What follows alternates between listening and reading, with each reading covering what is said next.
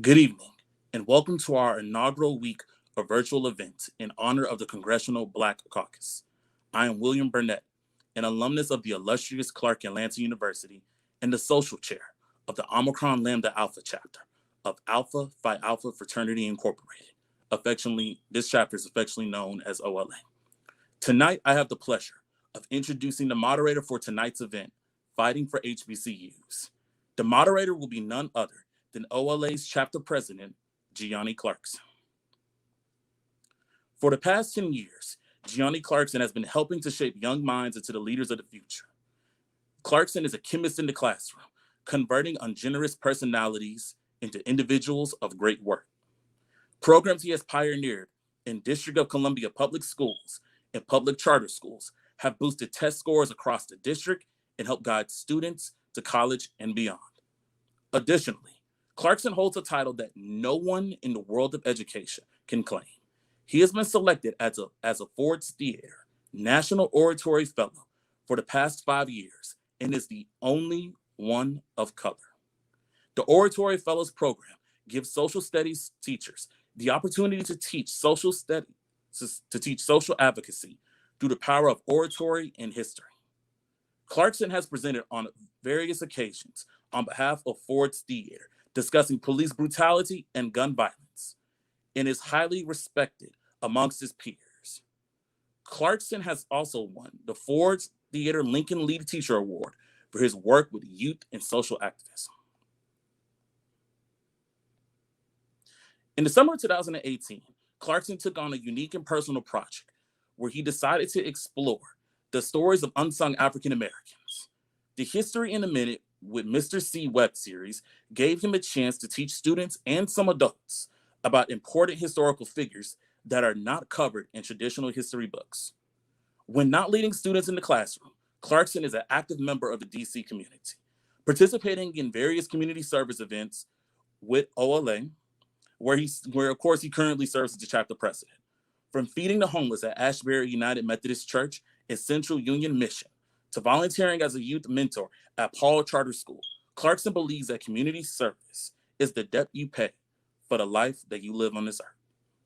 He has served as a community service coordinator for the Omicron Lambda Alpha chapter for multiple years and won awards for his dedication to the youth of DC and the city's homelessness program. Due to Clarkson's work in the community, he recently won the President's Volunteer Service Award for his service in all 8 wards in DC and in his second home, New Orleans, Louisiana.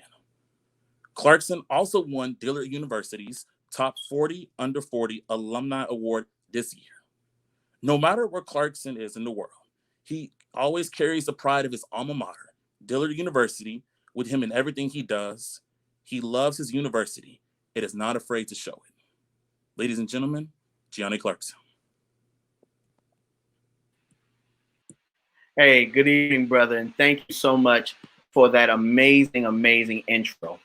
We find ourselves in some strange times. I knew when I became a member of this amazing fraternity almost 19 years ago at Beta Phi that this would be some tough days, but times are peculiar, and it's almost like we're living one large game of Jumanji. It's in the middle of a pandemic, and the streets are difficult, and there's not so much a bright future that we used to see. We're in the midst of a social and emotional warfare, and it seems that hell has frozen over. However, Alpha Phi Alpha Fraternity Incorporated, the Omicron Lambda Alpha chapter, is ready to fight on the ice. We've been fighting on the ice during a series of very unique programs that in partner with some really cool people along the way. Turner Memorial and, of course, Ashbury Church. We've decided to provide meals for those that are economically challenged, those citizens. We know that education is still the key to unlock the doors of a potential and bright future. So we've partnered with Xi Zeta Omega chapter of Alpha Kappa Alpha Sorority Incorporated, along with Councilmember Robert White, to unleash a brave and innovative program called Storytime, where we read to children in the district and throughout the country bedtime stories through the power of Zoom, giving parents that much needed break and help to boost Lexile scores.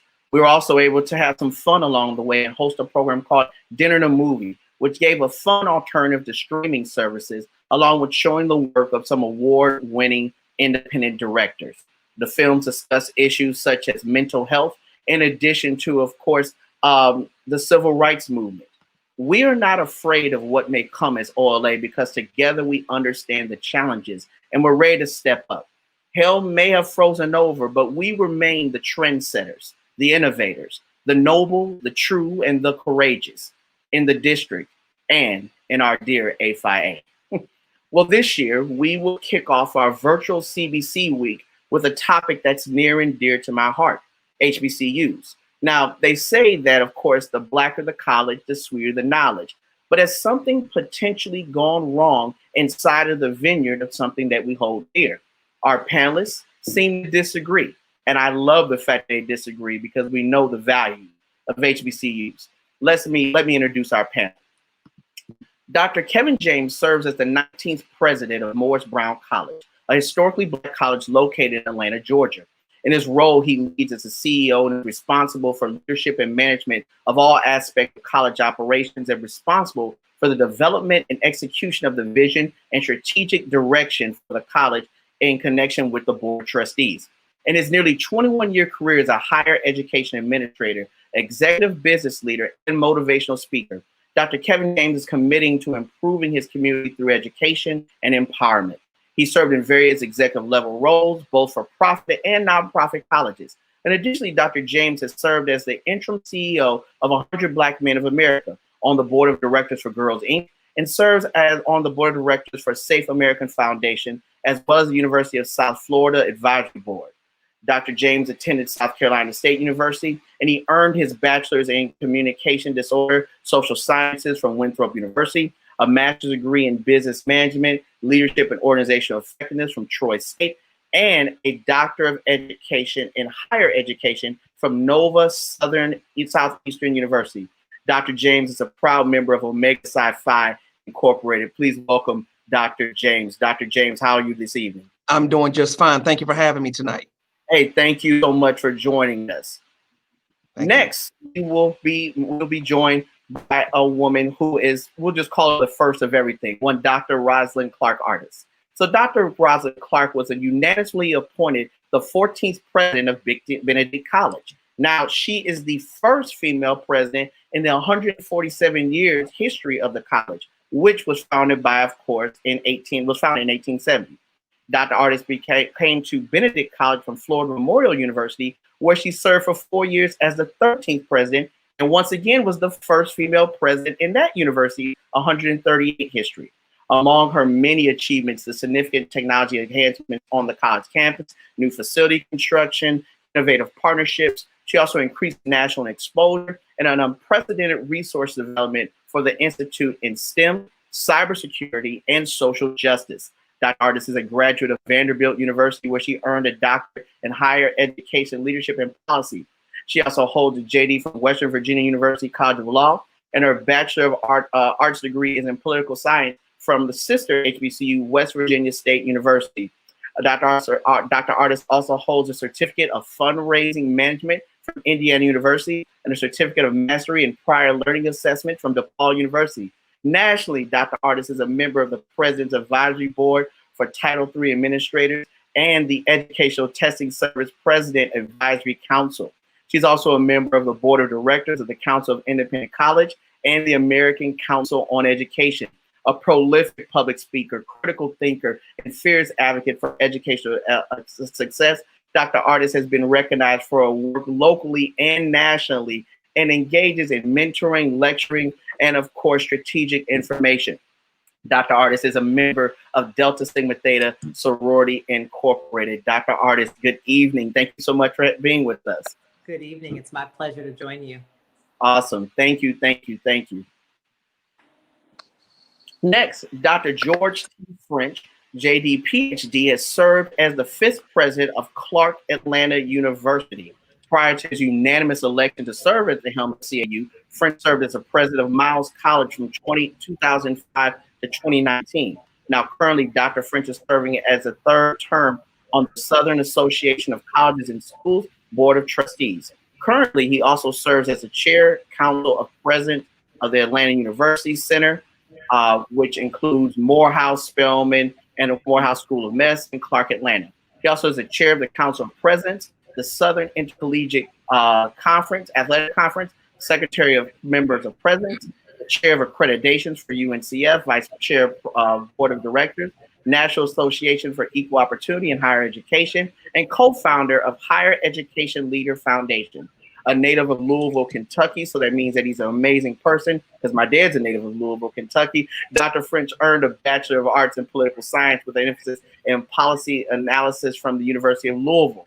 He was competitively accepted into the University of Richmond Law School and completed 2 years of studies before being recruited by Miles College to serve as the Director of Development. He completed his final year of law school at Miles Law School, earning a JD. Now, Dr. French received his PhD in higher education from the Jackson State University and completed Harvard University's professional education program from Experienced Colleges college presidents. Dr. French is a proud member of Alpha Phi Alpha Fraternity Incorporated. Dr. French, good evening. Thank you so much for being with us. Dr. Clarkson, good evening. And thank you for having me, Frat. But I would also say that in that introduction, when we listed the member institutions of the AUC, and I'm the chair currently, but the thing I'm most excited about is bringing Morris Brown back into the fold, and James want to bring us there, my man. Nice, love it, love it. And thank you for calling me Dr. Clarkson. That motivated me. I'm on chapter 3 of my dissertation. Let me get moving. Let me get moving because I'm reading you all's bios and it's amazing. Joining us, speak it into existence. Hey, will do. Joining us a little late, wonderfuls, is of course Dr. Ira Tolson. I'm going to read his bio. He's a president and CEO of QEM Network, professor of counseling and psychology at Howard University, and the editor-in-chief of the Journal of Negro Education. Now, previously, Dr. Tolson was appointed by President Barack Obama to devise national strategies to sustain and expand federal support to HBCUs as the executive director of the White House Initiative on Historical Black Colleges and Universities. He also served as a senior research analyst for the Congressional Black Caucus Foundation and contributing education editor for The Root, where he debunked some of the most persuasive myths about African Americans in his Show Me the Numbers column. Dr. Tolson was dubbed a leader who could conceivably navigate the path to the White House by the Washington Post and one of the 30 best leaders in the fight for Black men by Newsweek magazine. In addition to that, Dr. Tolson was named the 2013-2014 Top 100 by The Root and the annual ranking of the most influential African-American leaders. His body of research was featured in the Foundation Center report, Building a Beloved Community, for his role in shaping sponsored programs for Black male achievement. Dr. Tolson was awarded the Equity Champion Award from New York City Department of Education, Outstanding Alumni Award from Penn State Black Alumni Association, Top 25 Forensic Psychology Professors from ForensicCollege.com, and the Emerging Scholar designation from the Diverse magazine. Dr. Tolson received his PhD in Counseling Psychology at Temple University, a Master's of Education in Counseling from Penn State University, and a Bachelor's in Psychology from Louisiana State University. Dr. Tolson is also a proud member of Alpha Phi Alpha Fraternity Incorporated. And like I said, he will be joining us a little later.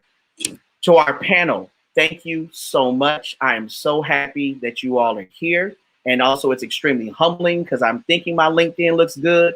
Then of course I read all you all's amazing accomplishments. And I see a brother got some work to do. A brother's got some work to do, but thank you all so much for being here. And I think that Dr. Tolson, right on that cue, he is here. So we'll wait for him to join us before we jump into our first question. There he is. Hi. Hey, Dr. Tolson, how's everything? Thank you so much. Good. Thank you for having me. Awesome. So we're going to kick it off with our first question. And this question can belong to anyone. And it goes something like this. Sadly, we're seeing that HBCU retention rates of keeping students in school are lower than predominantly white institutions. How is your institution personally handling this? And how would you suggest other schools that are inside other HBCU schools handle this? And anyone can lead off with that question. Let's let our sister go first. Ladies. I think that's called putting you on the spot. I got you. I'm sorry. The reality is, thank you. The reality is that question probably should have been posed to Dr. Tolston because his expertise is in debunking myths. And the reality is that retention rates among students of color is not markedly lower than the retention rates for students of color at predominantly white institutions. The reality is if you control for socioeconomic status, parent attainment, and K-12 preparation, African-American students perform exceedingly well at historically Black colleges and persist at much higher rates at predominantly white institutions, primarily because they're supported. And in order to stimulate this, at Benedict College in particular, we adopt a full court press approach where we're intrusively advising students, engaging students, and really pressing them to meet their total student needs. And when we say total student needs, we don't just mean their financial needs. We don't just mean their academic needs. We mean emotional support. We mean housing and food insecurity issues being addressed, most prevalently recently with COVID-19. We mean addressing students and meeting them where they are and providing them with all the academic and social supports necessary for them to be successful. And we actually, in the wake of COVID-19, interestingly, have seen an increase of 12.4% in our retention year over year. And I think that has a lot to do with the fact that we had to really reinvent ourselves to engage students in a much more holistic way, using, of course, email and texting and Zoom and all of those things that are available to us that are not foreign to our students, that may be foreign to us, but are second nature to our students. And so by meeting them in the spaces where they are most comfortable, we've been able to form a stronger bonds with them and help them to persist at a higher rate. So I'm hopeful that this is the beginning of a very positive trend as it relates to retention rates at Benedict College and at HBCUs more broadly. Nice. And Mr. I'm still going to call you doctor. Okay, I'm sorry. All right. No, I'll take it. I'll take that blessing.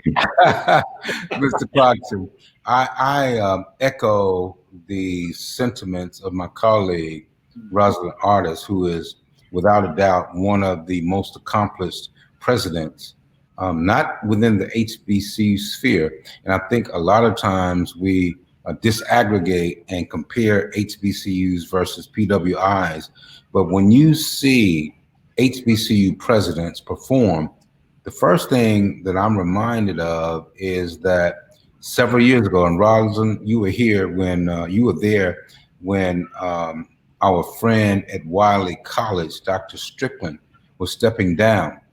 What he said was truly the fact that the president, he could run Harvard University, but the president of Harvard University couldn't necessarily run Wiley College with all of our challenges. And he's right. We can step into those positions any day of the week and run it with our eyes closed. But could they do what it is that we do? So when we talk about the rates of PWIs retention versus HBCUs, the first thing we have to acknowledge is the percentage of HBCUs that have open door policies, and we give opportunities to everyone. Whereas PWIs, they have the ACT, the SAT, they have predictive analytics that determine whether or not an individual is going to be able to complete before they ever let them in. That's not what we do at HBCUs. We say, come as you are, and we transform individuals, which is why we're still here, because we transform individuals and the world is still trying to figure out, how did you do that? PWIs did all the predictive analyses to determine that brother or that sister is going to finish, and then they let them in. HBCUs, we say, you may not be able to finish, but we're going to put our arms around you and finish, which is our success. That's why at Clark Atlanta University, we have 70%, recently a 74% retention rate, because it's not that we use predictive analyses to let you in, is that once we let you in, we wrap our arms around you. And we said, if you don't succeed, we're not going to just put you out, but we're going to call your mama and your daddy and say, that boy is not coming to school and to class, and he better get his tail in class. That's why we have success. Nice. Dr. James, you're on mute because everything you're saying is brilliant. We want to hear it. Well, thank you very much. You know, here at Morris Brown College, we were founded in 1881. One of the only institutions in the state of Georgia that was actually founded by African Americans. And the way that we were started was former slaves started this institution saying, look, we want to educate ourselves. And we started out with the instrumental mindset of self-help. And so a line in our alma mater says that we are a haven for hungry souls. And basically what that means is Morris Brown College has always been an institution where it doesn't matter who you are. If you would like to come to Morris Brown, you can come to Morris Brown. We will pour into you because Morris Brown, I mean, HBCUs just in general, we do the best of educating us. You know, sometimes when individuals come to HBCUs, it's their first time they had a PhD instructor or a Black professor, right? And so a second line in the stanza of our alma mater is, and feeding them shall be our goal. And so basically, again, what that means is no matter who wants to come to Morris Brown College, we will accept you with open arms and we will take care of you. And like my brother colleague, President French just said, we're going to call your mama. We're going to hold your hand. We're going to pour into you. You know, right now, if a student did not log into their online class, we're checking every 2 days to see if you logged in. And if you didn't log in, you get a personal phone call from us saying, look, you haven't logged in 2 days. Get on, call your professor, so on and so forth. And so our white colleagues really don't pour into students like that, right? You know, I'm one of the few HBCU presidents as an undergraduate. I attended both a HBCU and a PWI, right? I attended South Carolina State University as well as Winthrop University. And I can speak from firsthand experience. You know, I had a great education at both institutions, but the kind of education that I received at South Carolina State University was a little bit different than at Winthrop regarding how my professors poured into me, right? I can't remember that many of my professors at Winthrop's names, but I can remember many of my professors' names at South Carolina State University. So I just wanted to add that 2 cents. Nice. Dr. Ivy, did you want to jump in? Yeah, I first want to acknowledge how honored I am to be on this panel with all of these distinguished HBCU presidents. I worked with at least 2 of the 3 very closely when I was with the White House Initiative on HBCUs. So great to see you all right now. And I do want to address one aspect of the question. I'm sorry.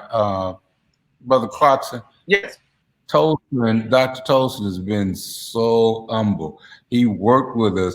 This brother is the one who set the stage for what really needs to happen at the HBCU initiative at the White House.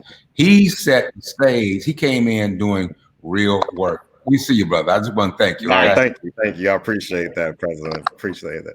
Yeah, but I do want to get into the issue of the comparison between HBCUs and predominantly white institutions, because a lot of times we tend to glorify predominantly white institutions when we make the comparison.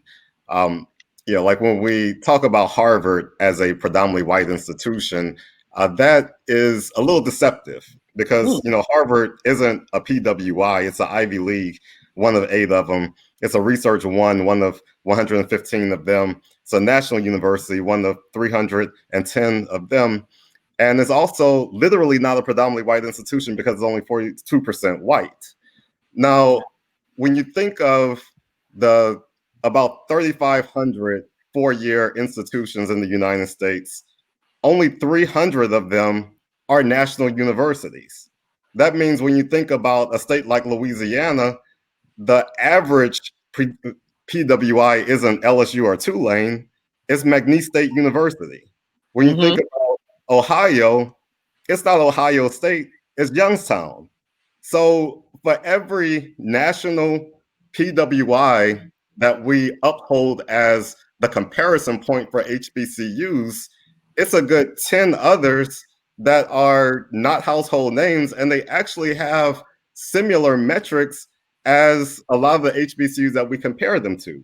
Now, just like President Rosalind pointed out, when you control for all those metrics, when we're not talking about a Harvard that has a $40 billion endowment, when we're not talking about that, then you actually see pretty comparable numbers, and you really see HBCUs excelling in a lot of these characteristics. So I just wanted to point that out.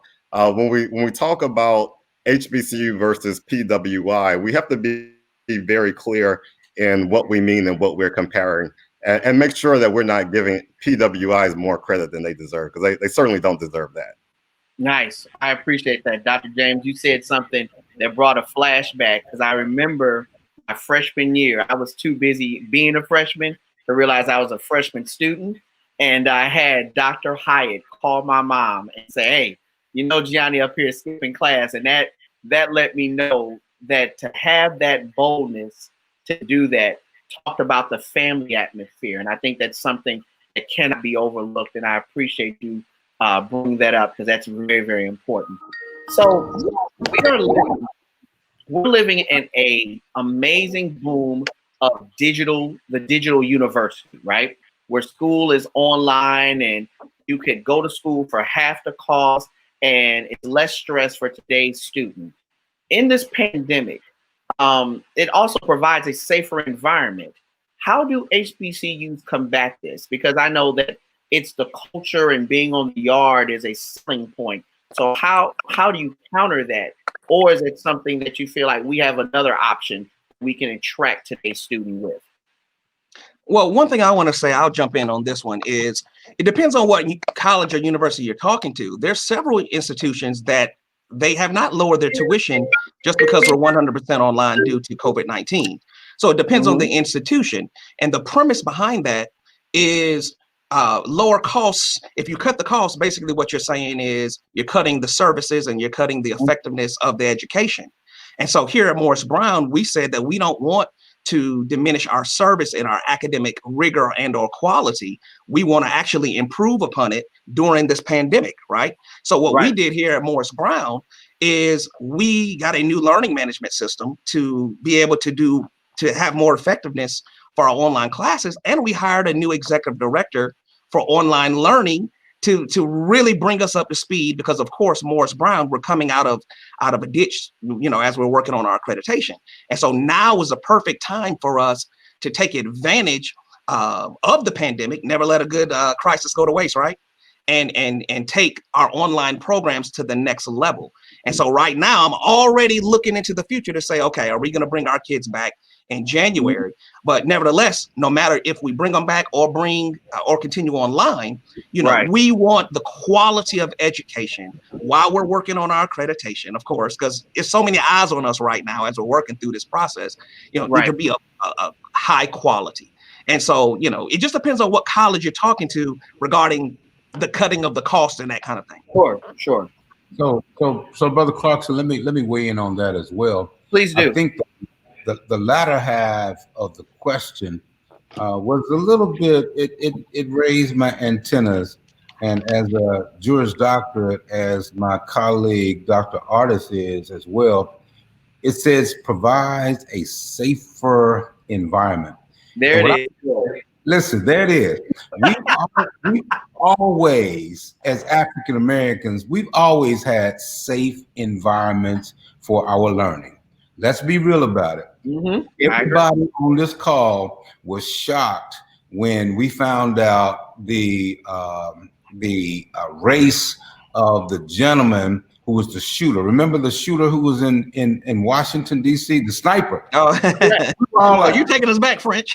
Yeah. That was like, that can't be a brother. Remember this. That cannot be a brother, because that's not what we do. When we talk about our learning environments, the learning environments of HBCUs would be among the safest in the world. So yes, we take advantage of when something happens on any of our campuses, whether Morris Brown, Benedict, Clark Atlanta University, or Howard. Yes, when one person gets shot, it becomes an international story. But the same thing happens every day on PWIs, number one. Number two, when you disaggregate the communities from which all of our students come, people get shot several times a day in Chicago, in New York, in Detroit, in Los Angeles. But when they come to Clark Atlanta University and one person gets shot, it becomes a national story. So first of all, these are very, very safe environments, which the deal. And I just want to always keep that in mind and top of mind, that these are safe environments and these are nurturing environments. And I need us to get that. We nurture what Dr. James and Dr. Artis and Dr. Tolson and I deal with are students who could not and maybe would not survive in environments where PWIs say, well, and like Dr. James said, I graduated from the University of Louisville. If I didn't go to class, nobody called. Okay, Wow. if I didn't go to class, it was just what it was. But at Clark Atlanta University, it's a different environment, and our students are nurtured and cared for. So as far as the digital divide, which is the seminal part of your question, the digital divide says that we care for our students and we make sure to close the digital divide by doing things like all of us have done in this online environment, this pandemic, by making sure that we have the technology, the resources that we need, and we're closing the digital divide because we are reaching students from across the nation. And I think that was a great question, brother. Thank you. Thank you. Dr. Artis? And I'm not going to be able to resist going back to the genesis of the question. When you talk about a safe environment and you juxtapose that with the online environment that we're seeing right now that's driven by COVID-19. First, want to address safety. So Benedict College is actually open this fall. Wow. We have a number of our students on the campus, and I would argue that we are in safe places in America for Black children for a whole host of reasons. The first of which is we adopted universal testing. We have had 17 cases in 9 weeks. Our students have been back since August 3rd. We tested 100% of our students. We've done random testing on a weekly basis. We tested 100% again at midterm. And so we have created effectively the Benedict bubble, and I am peacock proud. Wow. So we are quite safe at Benedict College. And when you juxtapose that against 13 of our students who were diagnosed with COVID-19 at home. So over the summer, we kept track of our students and we understood that they were living in very unsafe environments, multi-generational households where individuals were working, perhaps in frontline low-wage jobs where they were overly exposed to COVID-19. So we were seeing our students diagnosed with COVID-19 at home. So we recognized they were probably safer on our campus where they could be properly distanced, supported, provided with PPE, and tested on a regular basis. Secondly, we saw George Floyd, which is not the first and certainly, unfortunately, is one in a long, long line of tragic murders. It wasn't an incident.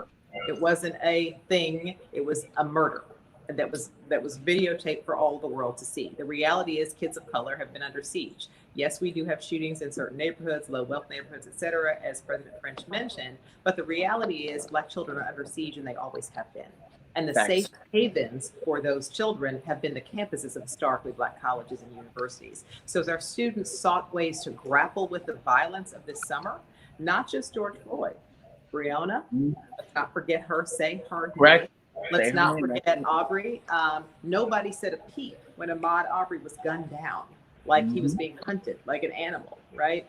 Our students are safer on our campuses where we can protect, support, and engage them and help them to unpack what it feels like to be Black in a country that does not respect or appreciate your skills and talents because you happen to be of a darker hue. And so I argue unequivocally, COVID-19 notwithstanding, these campuses are the very safest places for Black children in America today and perhaps have always been. When we think about digital divide and how we rally ourselves around our students, I know that my colleagues share this. We have been engaged with our students throughout the pandemic. And unlike many of our peers who are at predominantly white institutions, when we evacuated our campus, we knew our kids couldn't call daddy to charge a plane ticket overnight. We helped subsidize travel. We ran 24-hour shuttle service. We ensured those kids got home safely. That doesn't happen at a predominantly white institution.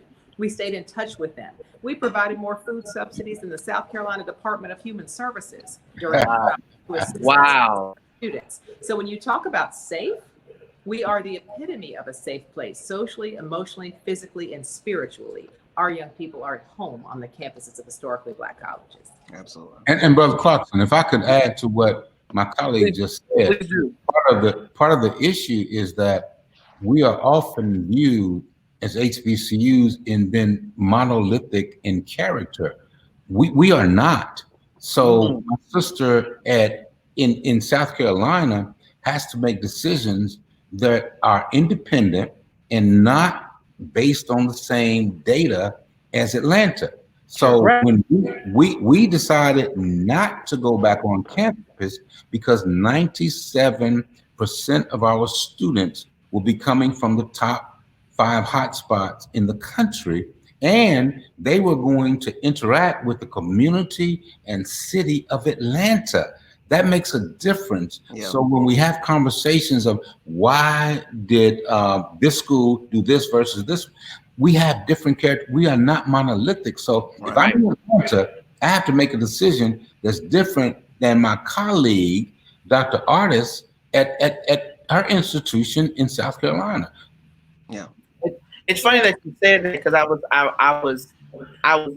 was hearing Dr. Artis as she sat up proudly and talked about the Benedict bubble, and I was just wondering what was the guiding move for everyone's decision. And hearing that information, it makes perfect sense. So yes, of course, it would be a lot safer if those necessary precautions are taking place, because it's brilliant people making very, very wise decisions. I want to point out something that you said that was said in this panel about the importance of safety on an HBCU campus.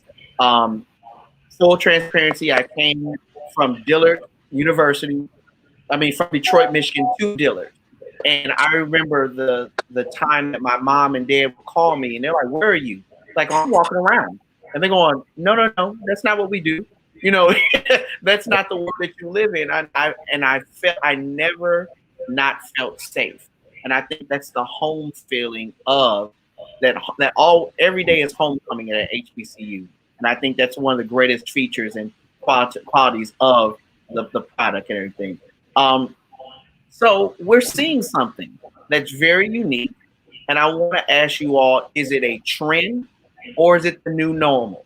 Is this a trend or the new normal? And what I mean by this is that we're seeing Chris Paul, Deion Sanders, tons of other Black professional athletes have been shining a brighter light on HBCUs, athletes, and just HBCUs in general during this time.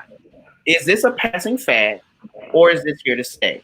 Can HBCUs continue to attract the nation's top athletes? Or let me ask you this much, or will Power 5 conferences still take the roses from us on a regular basis? Did you say, can HBCUs continue to attract the nation's Black athletes? That's top. That's the seminal question.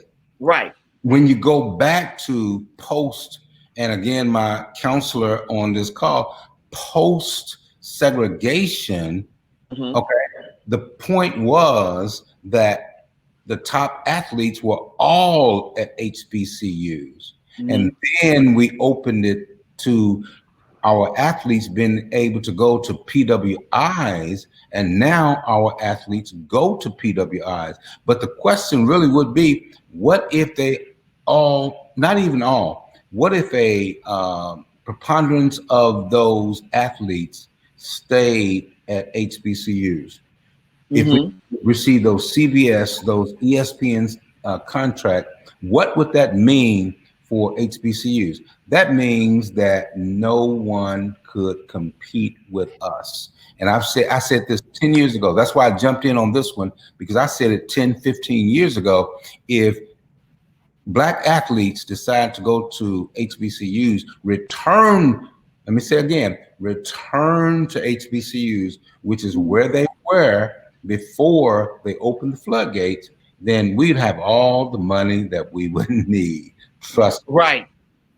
I think a lot of the popularity, so to speak, of a lot of folks talking about HBCUs right now is because of the political climate, right? Right now, you have so much going on politically that HBCUs, we're able to really shine more than ever before. Right now, you have, just for example, the other day, Deion Sanders is now the new football coach. I think we lost him. Did we lose our host? Well, okay, you got it. You got it. Go ahead, brother.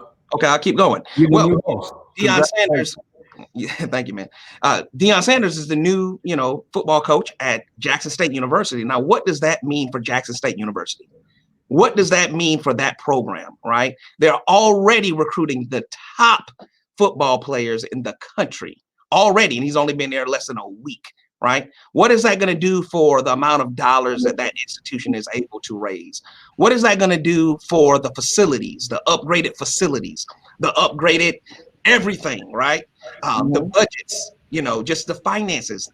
That one decision with bringing Deion Sanders to Jackson State just literally changed Jackson State for generations to come, in my opinion. It's the same thing with the individual who just top 5 player, I can't think of his name right now, who went to Howard. That really is going to do wonders for Howard's program, right? Yep. And so I think right now, it's a big bright light more than ever before in the HBCUs. And I'm hoping that this is not a fad, that individuals continue to attend HBCUs, because listen, it's not just about the athletic programs. We do the best of educating us. And what kind of cultural impact, if you're a top 5 player, a top 10 player, what kind of impact will you have on that HBCU for generations to come if you decide to attend? Right. I think and I was going to make sure I'm emphasizing, you said something, Dr. James, is so important. At the end of the day, I don't want us to get confused about Sanders going to Jackson State.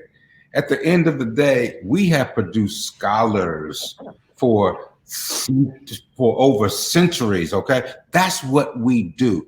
If I were to ask you the question, how did Howard University's football team do? How did Hampton University football team do?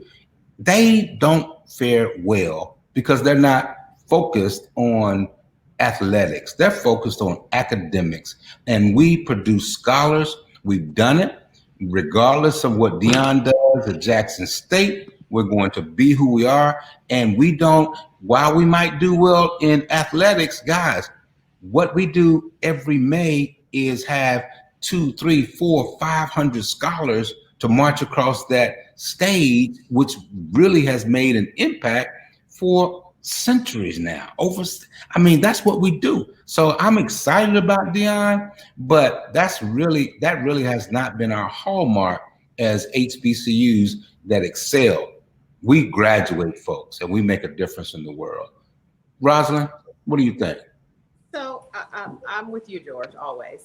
But I will tell you that I think, HBCUs have an important role to play. We educate students from the neck up and we train students from the neck down, right? So you can be at the peak of your physical performance as an athlete. We have always produced those athletes. And to your point, we are producing scholars. So we are educating the whole person. We are not simply using you for your athletic prowess. The reality is, make no mistake about it, large D1 programs make money off these Black athletes. Come on home, where we actually care if you Absolutely. We actually care if you graduate. We actually spend time and invest energy into ensuring that you are the best person that you can be. And so I think, we don't know if this is a fad. We don't know if it's a trend. Certainly we pray and hope that it is not. But the reality is, as the work of Dr. Kimbrough and others has demonstrated over and over and over again, HBCUs are the very best place to develop the entirety of the humans that we produce in our country. And so this notion that white is right and the ice is colder and all of those things, I say this all the time. It probably is cold. You know why? Because ice machines cost money and I ain't got none. However, I would take more parts at HBCUs over cold. Roz, could you say that? I got to write that down. Say it one more time about the ice machine. What you say, Roz? I'm on thin ice. Say it one more time. Ice with you gentlemen. But I will tell you that the warmth of our spirit, it beats with our ancestors, and we believe in, we pray for, we spur you to your greatness. Bring your talent home. Bring your talent home. Come back to where you are appreciated, loved, respected for who you are, whose you are, notwithstanding the color. But you are not a commodity on the campus of an HBCU. You are at home. And so I certainly hope that our athletes will bring their talent, will bring their prowess back home, and leave with a degree, as President French pointed out.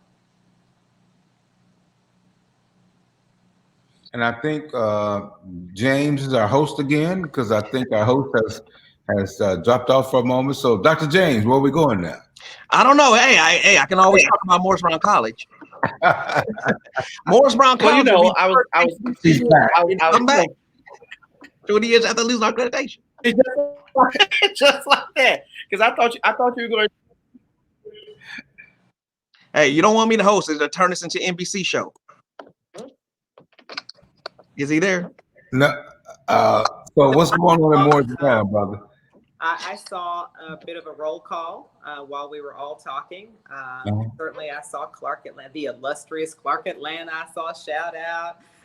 Certainly, Morris Brown had big absolutely going across the screen. I saw some HU, I saw some Benedict College. I saw Winston-Salem State representing. I think we got an HBCU roll call out there, and I think all phenomenal. Though we cap for our HBCUs, I'm rocking with the purple and gold these days. The reality is, it's all HBCU love from us. Absolutely. It really is. These 103 institutions make a difference in this country. They always have, they always will, and we need everybody else to get on board, right? I think that's like, and we're talking CBC, we're talking about equity, digital equity, and the fact that we're all thrust into this online environment. You know, one of the reasons we opened is because 12% of my kids don't have access to broadband. Wow. I advocate.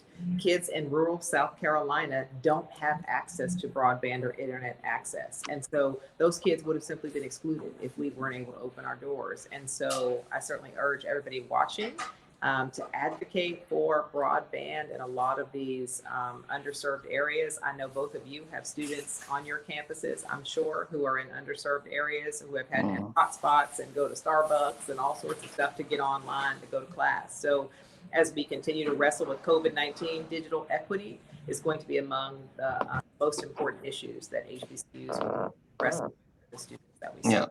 And there's so many things that folks take for granted, like that Wi-Fi. You know, we had to buy some of our students laptops because they just, quite frankly, at home did not have a laptop, right? You know, sitting in the Starbucks parking lot or the, you know, somewhere to get Wi-Fi. And so, you know, these are HBCUs do more with less, and we just have to continue to pour in and really nurture our kids. And I'm just so appreciative to learn from my colleagues here and just continue to push our schools forward. So it looks like they've typed in the question. Yeah, so the question I want to ask you all is that this is actually a personal question, and this is something that I deal with a lot. I love to recruit for my university, and I've noticed that whenever I bring up my university, I have Black parents that go, "Oh, is that an HBCU?" And immediately they escort their child away from the table. And I'm going, "Whoa, what is that really all about?" So I noticed that some African American parents are shy away from HBCUs due to belief that they have fewer opportunities. Where does this come from? Like, where is this disconnect coming from, that it's not quality education? And I it's something that I'm running to here more so recently, which is such a shock. Racism. I would say, you know, I think Dr. Artis said it, white is right, right? And that has been kind of bred in our culture for a long, long time. And so just really educating the parents that, look, HBCUs are singularly responsible for the Black middle class. Don't take our word for it. Look at the data, right? Your HBCU presidents, judges, doctors, lawyers, everybody. I mean, when you go to your dentist, ask your dentist what school did they go to. And 80% of them will say, "Oh, I went to, you know, HBCU, so on and so on." Next time you go to your Black doctor, ask them what school they went to. And so don't take our word for it. Just do a singular data collection survey on your own, right? And so we just got to get out of the mindset of white is right and that HBCUs are lower quality or lower performing or functioning, and really just educate the parents. And then once we pour in the customer service component, the we do more with less component, the component that we really nurture your child, then I think that more individuals will be open to sending their kids to HBCUs. Madam President? You know, I don't know. I'm reflecting on, you want to send your kids to a PWI and wonder why your son brings home a blonde. Cry me a river. Because you value which does not look like him. Because you placed your stock. And I got 2 sons. I mean, you placed your stock. Did she go there? She went all the way in. I'm just looking at Dr. Artist, I'm looking it around, and I'm pretty sure we're there because you took us. And I didn't think we were going to go. We're here now. So I humbly will be quiet. Dr. Artist, please continue. I just, you know, America has done a real job on it. America has done a job on us. We have convinced ourselves. We now spread the same rhetoric. We educate students who can't go elsewhere. Our kids could compete anywhere.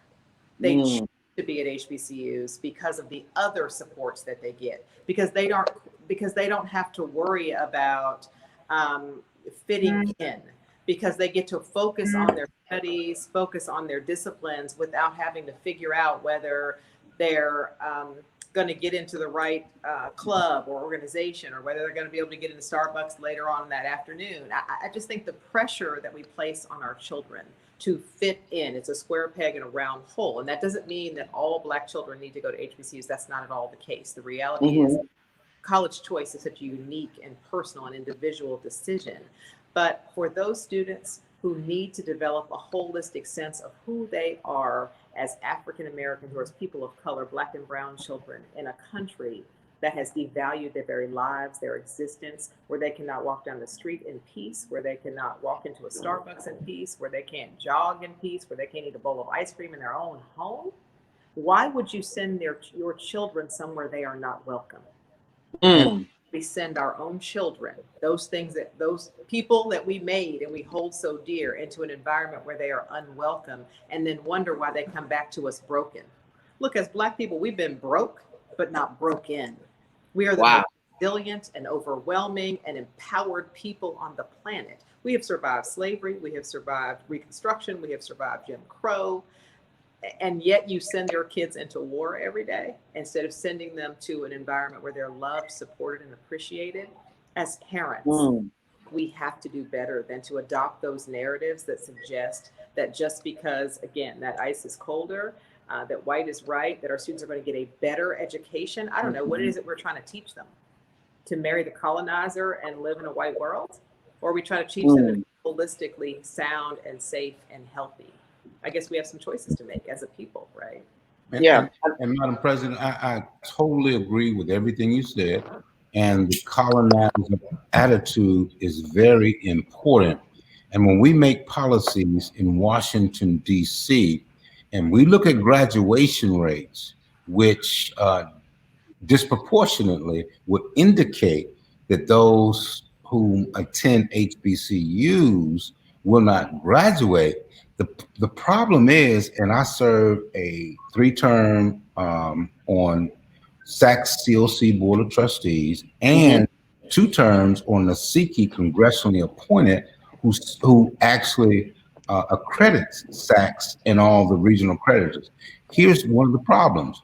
We looked at graduation rates of HBCUs, but what we don't take into consideration would be the number of our students who come from PWIs that wind up at HBCUs. Okay, we have to look at those. We have to look and make sure that we accurately portray our graduation rates by saying who are the first-time, full-time, degree-seeking individuals at our institution. We don't always portray those numbers correctly. But if we look at the numbers, okay, I have my oldest daughter, for example, started at a PWI. She came to Miles College. She's one of the most successful, and Rosalind's smiling because she knows her, one of the most successful physicians in Alabama, but she finished at Miles College, but she started at PWI, but we took her all the way through. And we have to make sure that we look at the statistics of those whom we take all the way through the process. No matter what they've gone through, we take your hand, we lead you through, we're family oriented, and we take you through. That's just what we do. And we're not appreciated enough for it. But guess what? We don't have to be appreciated. We still, Brother Tosin, we still keep on moving regardless of whether or not we get this pat on the back or not. We still graduate students. That's true. Very, very true. Dr. Tosin, I don't know if you were able to catch the last part of the question, but I was talking about something that happens to me at college fairs way too many times, which is whenever I bring up my beloved alma mater, they immediately shy the child away. And I was like, well, wait a minute, is it just a Dillard thing? And no, it's an HBCU thing. I was trying to get to the bottom of it, and I think that I asked a polite question, and Dr. Artis took us there. So I wanted to get from your point of view. No, trust me, I'm a huge fan of it. I want to hear from your point of view, Dr. Tosin. What were your thoughts on this? Yeah, well, I can't say it better than Black Girl Magic, but you know, essentially, there's a lot of biases out there. There's a lot of myths, and you know, the people on this panel are the ones who are fighting against that. And you know, I remember someone saying the reason why they chose an HBCU is because they have their entire life to be a minority if they want to be, but they only had one shot to be the majority. And this was a successful professional who took that 4-year experience and harnessed it into this feeling of, I don't have to live my life as a minority. I know what it feels like to be in the majority, and that was a solidifying experience for her. So there's all types of very good reasons to attend HBCUs. In my own research, I look at HBCU success factors. A lot of people aren't aware that if you look at the top 50 institutions for graduating Black students that go on to get their PhDs in STEM, 22 of the top 50 are HBCUs. And just about all the ones that are not HBCUs are Research One institutions.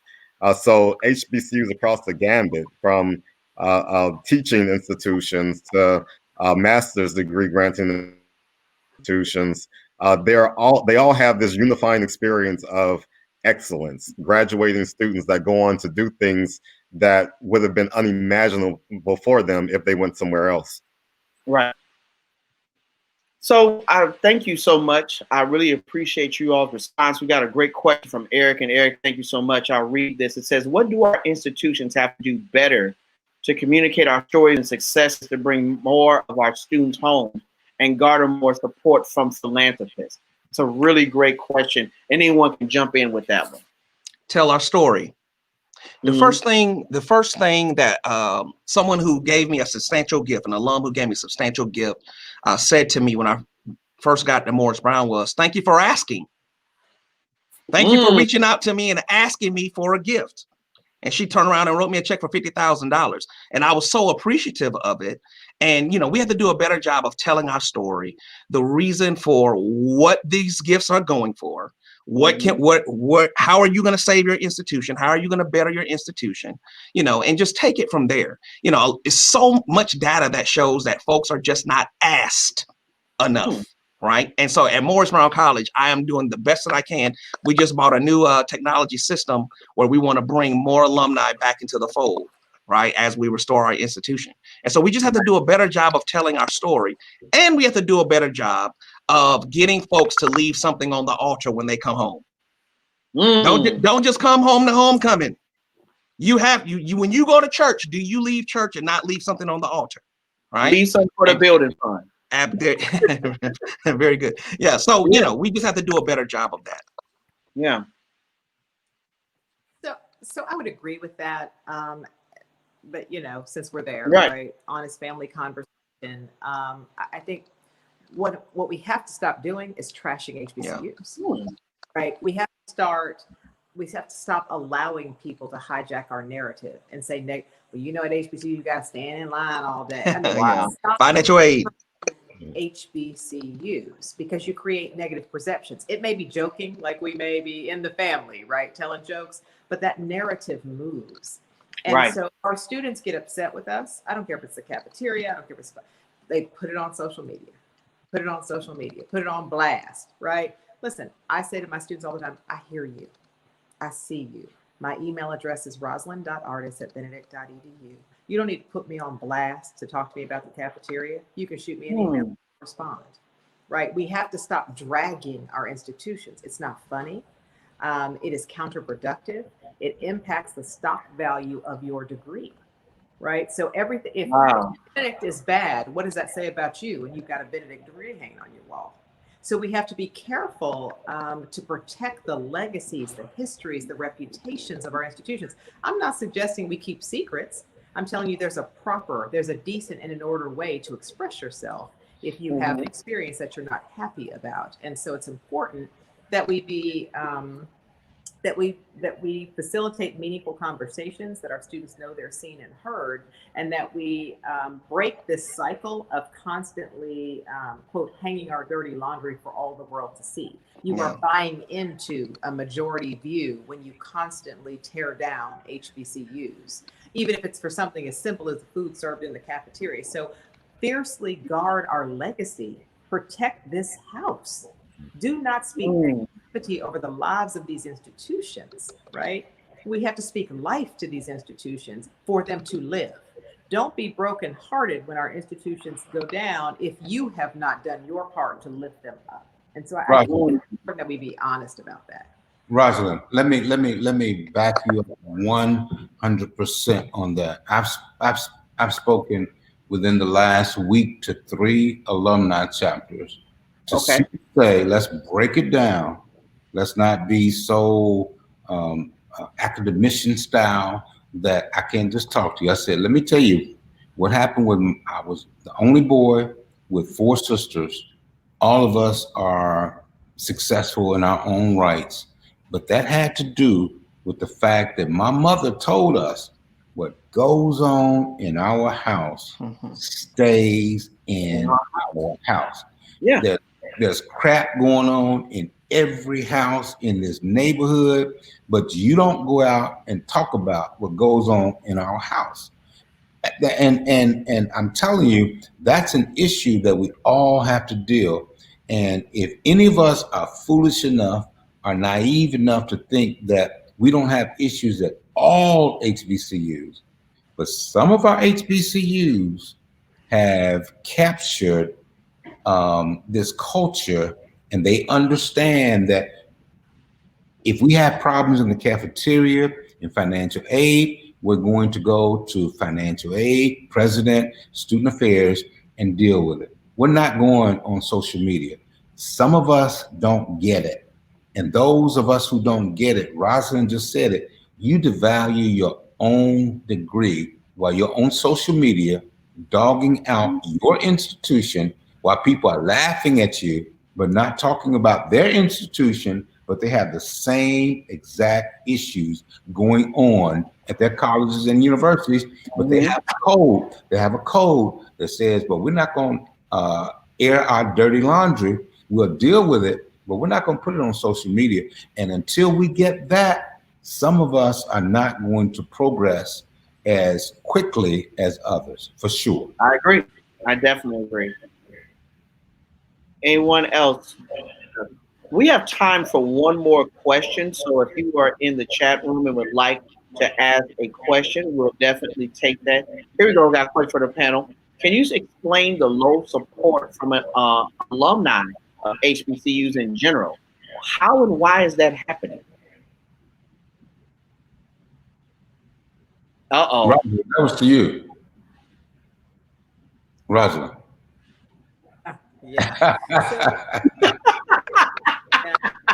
French, she gonna get you later, man. I know it is. I promise you. I promise you. Drinking my tea. I thought she grabbed her cup and drank her tea for a second. A couple things. speak to that. So historically, our alumni simply didn't have the buying power. They didn't have disposable income. We don't have intergenerational wealth. We have not had inherited wealth that was stolen from us, right? The work that your great-great-grandmother did, you didn't get the benefit of, someone else did. So we have not always had the generational wealth to be able to make the transformational gifts, the philanthropic gifts. The second piece is philanthropy is learned.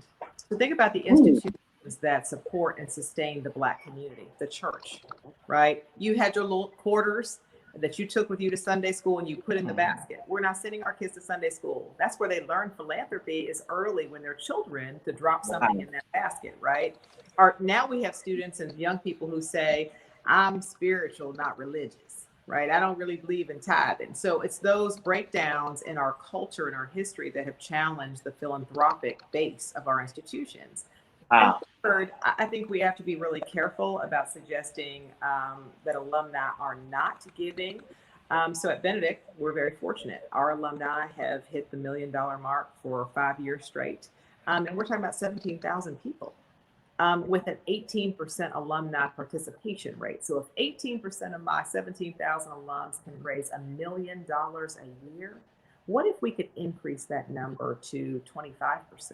Or 40%. And so it's helping people understand that no amount is too small, that everyone is a philanthropist, and that we desperately need your support, the generations of students behind you. What happened to the African proverb, right? Lift as you climb, reach back, help somebody else.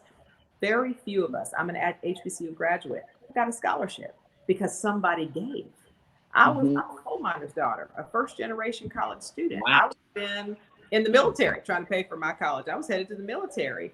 We need to reinvest for the next generation, for the people that come behind us. Don't walk through the door and close it. Walk through the door and hold it open for the people behind you. And I think we really have to continue to work that message. Yeah. I'm sorry. Yeah, I definitely agree with that. And you know, I'm the type of person, if I hear something like, you know, most HBCU alumni don't give, I need to see hard numbers on that. And that's something that I've tried to research.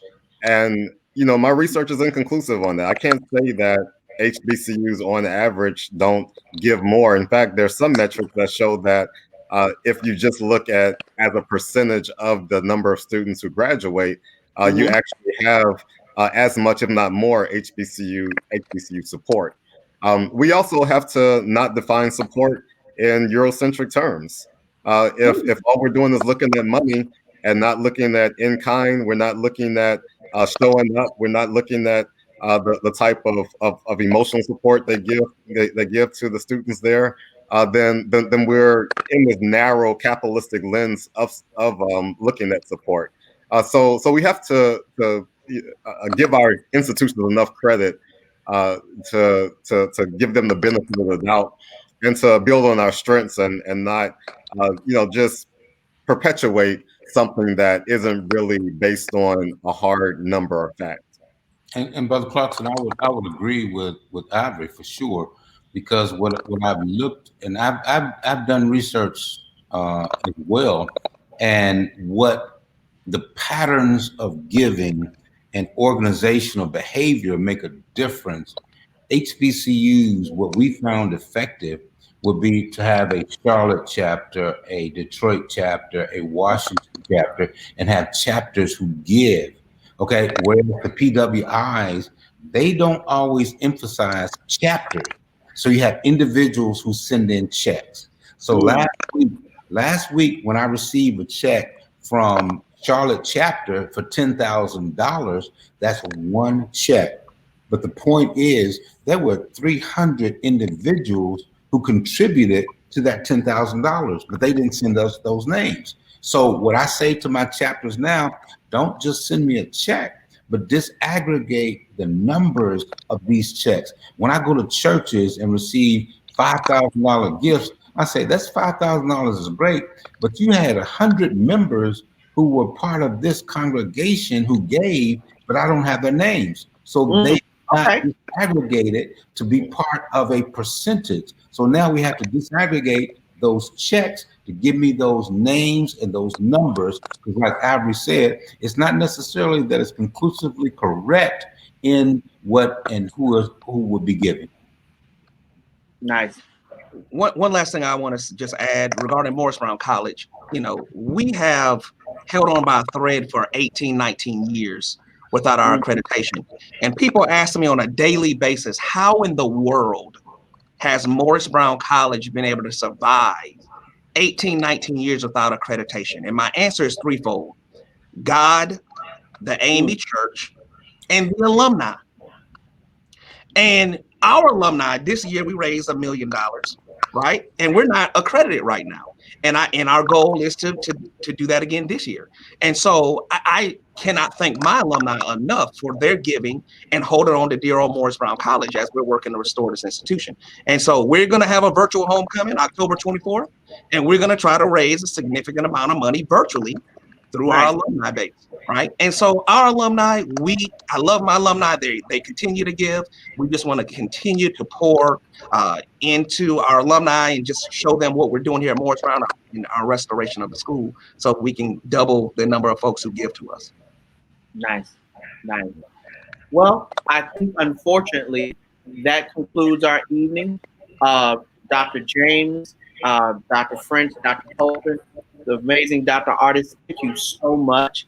I think if anything that I've learned, or I hope that our audience has learned, that may we all have a little bit of a Sankofa spirit, that we're always looking back to give forward, because we are products of HBCUs, and that we understand that, hey, don't close the door.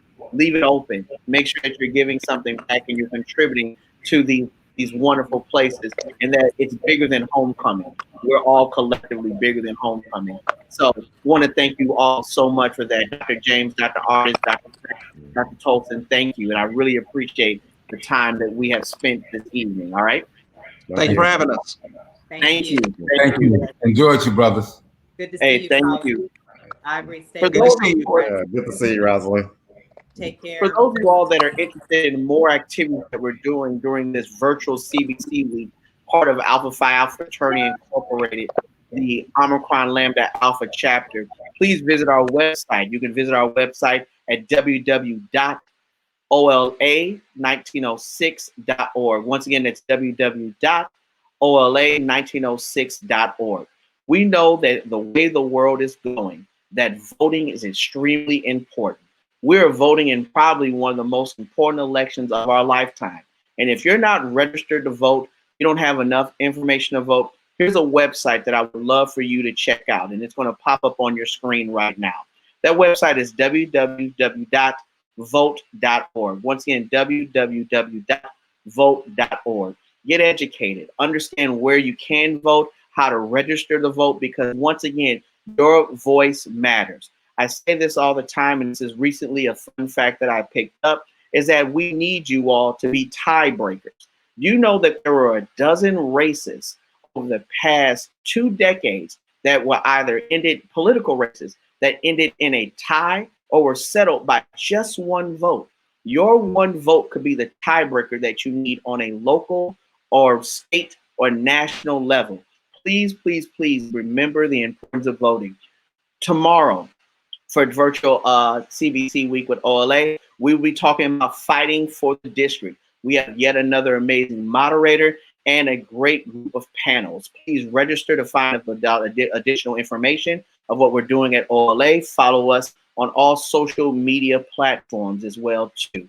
And if you are inclined, we know that the work that we do at OLA is difficult, and it takes a lot of really great people like you to donate to the organization.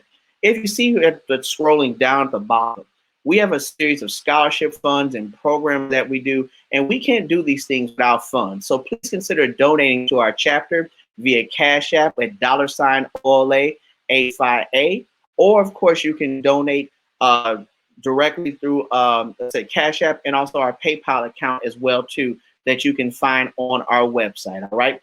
Thank you all so much for a wonderful evening. Thank you all so much for, of course, attending to our panels.